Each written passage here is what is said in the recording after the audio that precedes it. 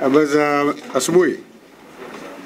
Ya karibuni kwenye briefing au press release ya leo ambayo tulitaka tu kuwapa taarifa hasa kwenye masuala kama matano hivi. Moja, kuwajulisha Watanzania na Wanayanga kwa ujumla hali ambayo sisi tulikuta wakati tunaingia hapa mwezi Mei. Kwa sababu kuna dhana kwamba labda hapa hela zilikuwa ziko nyingi, hazitumiki vizuri, watu mbona hawalipwi, wanaotoa pesa wako wengi, lakini hali halisi pengine watu hawajui nini kipo ndani. Kwa tulipokuja hapa mwezi wa 5 tulikutana na madeni ya muda mrefu ambayo klabu ilirithi, na kwa sababu huu ni uongozi, walioacha madeni wenzako na wewe ni kiongozi lazima yabebe. Kwa hiyo tulikuwa na madeni ya aina kama 4. Moja ilikuwa ni deni la serikali ambalo lilikuwa ni kule TRA kulipia masuala ya nyumba na vitu vingine ya eneo. Kwa hiyo lile lilikuwa ni deni kubwa ambalo tulikuta kama milioni 800 na yenyewe baada ya kufanya mazungumzo. Kwa hiyo ile ilikuwepo, iko pale. Deni nyingine kubwa tulikuta ilikuwa ni signing fee ya wachezaji. Wamesaini hapa kama miaka 2, wengi walikuwa hajalipwa. Kwa hiyo yale madeni kwa lazima tuyarithi. Na ukiangalia gharama tu ile signing fee walikuwa nadai wachezaji ni milioni 250. Kwa tunaanza na ile ya serikali, tukakuta deni la pili hili la milioni 254. Lakini kama hiyo haitoshi, tulikuwa pia na madai ya makocha walio kuwepo na wakaondoka. Kwa mfano yule mzee ile Hans Plujim, tulikuta deni lake pa dola milioni 100 na kitu. Tumkuta deni la yule kijana goalkeeper Rostand milioni 60. Tulikuta deni jingine la Ngoma, Obrechirwa, mishahara yao George Rwandamina shilingi milioni 100 na kitu. Kwa hiyo ukitazama madeni yale wachezaji signing fee milioni 254. Ukitazama deni la kwanza la serikali milioni 800 na kitu. Na bado tulikuwa na madeni ya technical bench na wachezaji walioondoka ni milioni karibu 600. Sasa unakuja kundi jingine tena la watu binafsi. Madeni yale yalikuwa ni milioni 217 tumeyakuta. Na unakuja sasa kwenye taasisi za serikali na kwenye kulikuwa na madeni mengi. Kwa hiyo tulikuta hali ambayo haikuwa salama, lakini tukasema sababu sisi ni viongozi itabidi ule mzigo tuubebe, na kweli tuliubeba, tukaanza kupunguza madeni yale kidogo kidogo. Kwa hiyo haikuwa kazi rahisi. Unadaiwa na serikali, unadaiwa na wachezaji signing fee, unadaiwa na mishahara na wachezaji mishahara kama miezi 8. Unadaiwa madai ya walimu, wachezaji ambao waliachwa, wachezaji ambao walikuwepo, na bado service providers, na bado wafanyakazi wa kawaida. Kwa hiyo tulikuwa na wakati mgumu, lakini wakati huo lazima uanze usajili. Na usajili tunakuta kwa mfano angalia pa karatasi usajili tuna timu nyingi hapa.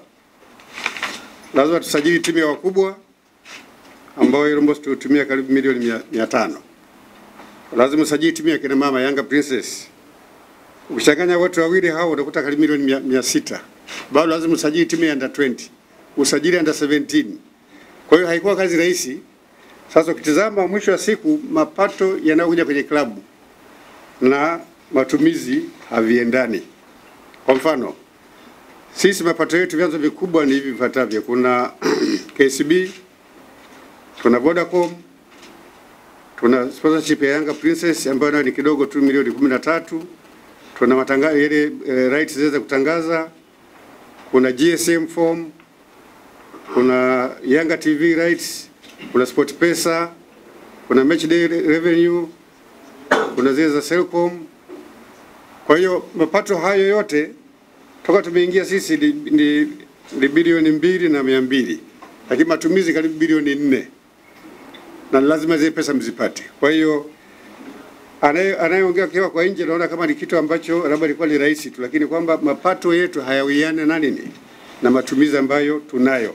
Ukichukua wachezaji, wafanyakazi, supporting staff, na kuendesha zile timu zote tatu. Sasa kwa hiyo tulirithi yale toka mwezi Mei, lakini tukasema tuyarithi, tuendelee. Tumeendelea kupunguza na sasa hivi kwa mfano pande mishahara sasa hivi tunadaiwa miezi miwili, mwezi wa 10 na 11. Toka tumeingia sisi mwezi wa 5 mishahara hawakukosa, wa 5 walipata, wa 6, wa 7, wa 8, wa 9. Wa 10 tulikwama na 11 tulikwama, ambayo leo kama kila kitu kitaenda sawa wataanza kuingiziwa mishahara miezi miwili kwenye akaunti zao baada ya jitihada kubwa kufanyika. Kwa hiyo hizi kasoro mtu akiwa kwa nje anaona kwamba uongozi ni mbovu, kwa nini mishahara hela yote ile lakini wanashindwa fanya nini kulipa.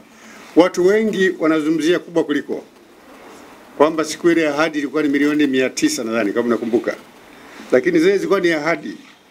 Ukienda kwenye karatasi ya kubwa kuliko, katika zile ahadi za milioni 900 pesa iliyopatikana,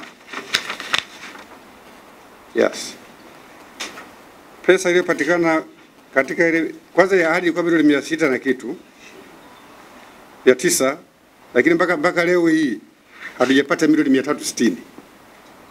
Tuko pamoja? Lakini mtu anajua tu bwana, siku ile bwana tuliona ahadi milioni 900, ile pesa imeenda wapi?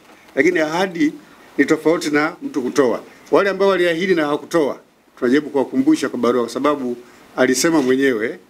Sasa tukuona jambo jema kuandikia barua, lakini nadhani sasa tutakachofuata baada ya pale labda tuwakumbushe kwa barua. Kwa kifupi ni kwamba mapato tunayopata klabuni na matumizi haviendani. Sasa maana yake nini? Maana yake ni kwamba ni lazima uongozi utafute njia nyingine za kuweza kumudu uendeshaji wa timu. Kwa hiyo nitaka nianze na hilo kwanza, kuweza kuona gharama tunazozipata, madeni tuliorithi, na mpaka leo tunaendelea kulipa. Lazima comply na madeni. Tunalipa TRA, tunalipa walimu kila mwezi, na kwa hiyo tunaendelea kupunguza madeni, lakini lazima tuendelee kuendesha nini? Kuendesha timu. Kwa hiyo lazima utengeneze balance, uangalie lipi lianze lipi libakie. Kwa hiyo tulikwamba sasa miezi miwili mishahara, kwa sababu tulikuwa na mambo mengine kama yafuatayo. This time mwaka huu tumeanza michezo ya CAF mapema kuliko ilivyotegemewa. Na michezo ile ya CAF kwa mfano, ukitaka kwenda tu wapi, tulikuwa na mechi ile mechi tatu. Ni gharama kubwa, nataka natoa tu mfano wa mechi moja tu. Ilianza mechi ya kwanza na wale Township Rollers, kucheza tu na ile timu ya Township, kwenda kule na kila kitu milioni 98. Kucheza mechi ile ya Zambia milioni 105. Kucheza na Pyramids milioni 107. Kwa hiyo unakuta tumerithi madeni makubwa. Timu lazima isajili, timu lazima iendeshwe, na lazima timu ishiriki wapi? Kwenye CAF. Kwa hiyo na hapa lazima tuende kwenye ligi. Kwa hiyo nitaka niwaambie tu Watanzania na Wanayanga kwamba hakuna pesa ambayo imefujwa, hakuna pesa ambayo haitumiki, isipokuwa mahitaji ya pesa ni makubwa kuliko nini? Kuliko mapato. Na sasa hali imekuwa mbaya zaidi kwa sababu hizi kanuni mpya za ligi tunafikiri kama mwaka jana, ukicheza ugenini unarudi na zero. Sasa sisi ambazo timu kama Yanga au Simba, mimi na imani hata wenzetu kwamba ukicheza Mara, Yanga anacheza Mara, uwanja unafurika, wanapata mapato yote kule. Ukija hapa Dar es Salaam hapa Yanga na Mara utapata milioni 3. Sasa tayari umeshaliwa, kwa umekwenda nje, umesafiri, umetumia hela yako, umetumia ndege, unarudi patupu. Ukija hapa, niwatolee mfano tu, tumecheza mechi hapa 2 na Ruvu Shooting, na ya pili kwa nani hapa Dar es Salaam, Polisi Tanzania, jumla ya milioni 8, mechi 2.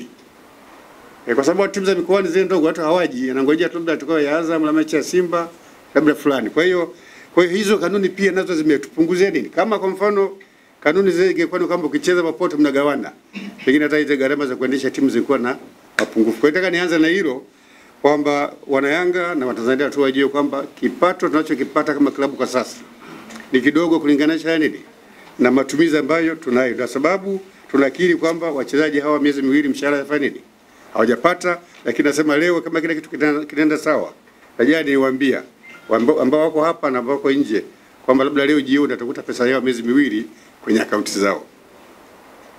Hilo ilikuwa la kwanza, kuonyesha hali halisi tuliyokuta.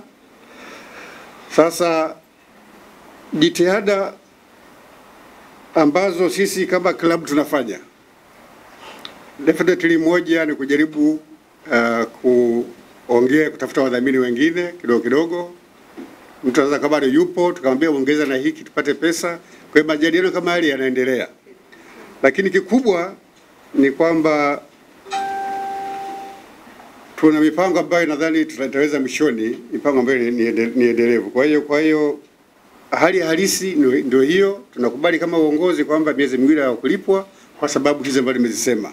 Kiwango cha matumizi kilinganisha na mapato havikuendana, kwa miezi miwili tulikwama, na baki nzuri kilichowaokoa wale wachezaji ni hizi motisha ambazo wanapewa. Lakini pia hata klabu inatoa motisha. Kila wiki ambao wanakuwa kwa mazoezini, kila mtu anapata 100,000. Kwa nje ya mshahara klabu inawapa shilingi 400,000 ambayo angalau inawasaidia kule kuwapunguzia makali. Kwa hiyo ni kweli miezi miwili ya kulipwa. Sasa matokeo yake ni nini kutolipwa?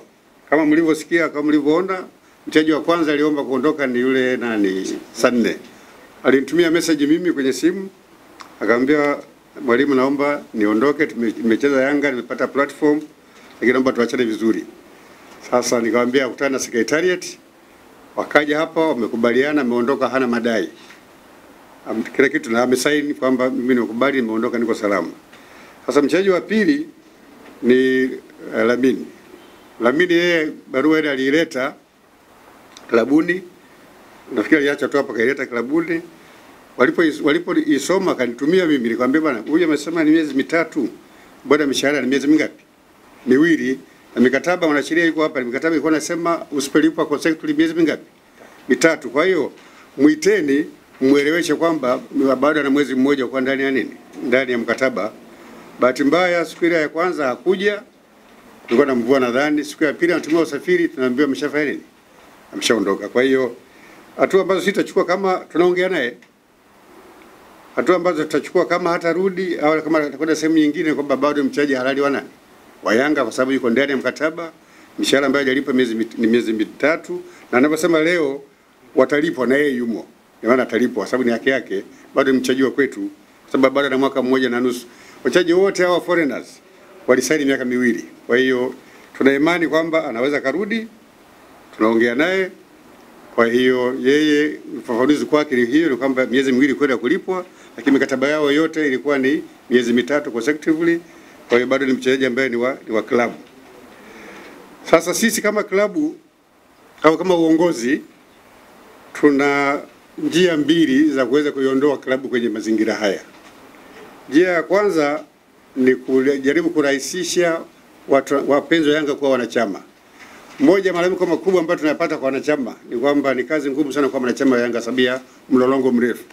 Lazima apitie, ajaze fomu, apitie posta. Kwa tuko hatua za mwisho za kubadilisha mfumo mtu kwa wanachama ambao atatumia tu simu. Na kadi akijaza leo, nafikiri kesho leo hiyo anapata atapata kadi. Kama yuko mbali, yuko Kigoma, basi na maana baada ya siku 3 atakishwa kadi yake anaipata. Tuna imani kwa staili hiyo tunaweza kupata wanachama almost kila mwezi 500,000 wapya ambao tunao. Kwa 500,000 ikiwa wanatoa ile 1,000 ni milioni 500. Kama tutakuwa tukipata milioni 1 kwa 1,000 ile ni bilioni 1. Kwa hiyo itasaidia kusustain hizo gharama. Lakini mpango wa kudumu, bibi, kama mnakumbuka kwenye kampeni zangu nilisema nitataka nitoke baada ya miezi 6 au mwaka 1 kama mfumo wa mabadiliko ya uendeshaji utafanikiwa. Tuko pamoja? Sasa ile kamati ya kubadili mfumo wa uongozi ipo na wanaendelea na kazi, na mimi nishafanya nao vikao karibu mara 2 mara 3. Wananiambia watajitahidi ifikapo Mei Juni mwakani tuondoe kwenye utaratibu huu, tuende kwenye utaratibu wa uwekezaji. Kwa hiyo mimi nawaahidi mbele yenu na kwa Yanga kwamba hatuna kusudio la kama miaka 4, tuna kusudio la dhati. Mimi nilikuwa ni ahadi yangu namba 2 kwenye kampeni kwamba lazima tubadilishe mfumo wa uendeshaji wa klabu. Kwa hiyo nawaahidi mbele yenu na waahidi wana Yanga kwamba mambo yakienda vizuri, kamati ikifanya vizuri kwa kushirikisha wanachama, ifikapo Mei mwakani tutakuwa tumetransform klabu kwenda kwenye hatua ya 2 ya uendeshaji wa timu ambayo itakuwa hatua ya uwekezaji na hisa. Kwa hiyo wasiwe na wasiwasi, tutakwenda kule na tutahakikisha kwamba katika kubadili mfumo kwenda huko kwenye uwekezaji lazima wananchi watahusishwa hatua kwa hatua, ili mwisho wa siku bado wanachama waone klabu ya kwao. Kwa hiyo nilidhani hizo ni habari muhimu za kuja kueleza baada ya kuwa na minong'ono mingi toka ile Alhamisi, Ijumaa mpaka leo, lakini kubwa ni hilo. Umeona tulikotokea, madeni ambayo tunayo, jitihada ambayo tumezifanya, mapato na matumizi haviwiani, lazima tutafute njia nyingine ya ziada tuweze kwenda na klabu, lakini ili kuondokana na lile ni lazima turekebishe mfumo mtu kwa mwanachama, tupate wanachama wengi zaidi, lakini mimi kwa sababu lazima timu iende. Hatuwezi kusimamisha kila kitu, tunangojea mpaka mfumo wa uwekezaji mwezi wa 6. Lazima hapa katika timu iende na kuna gharama. Kwa hiyo tunadhani kwamba utaratibu huu wa kubadilisha kurahisisha mtu kwa mwanachama itatuongezea idadi ya wanachama, kwa ile 1000 itatusaidia kuendesha timu wakati kamati inaendelea na kuleta taratibu za kwenda kwenye mfumo mpya wa uendeshaji wa timu. Nafikiri niishie hapo.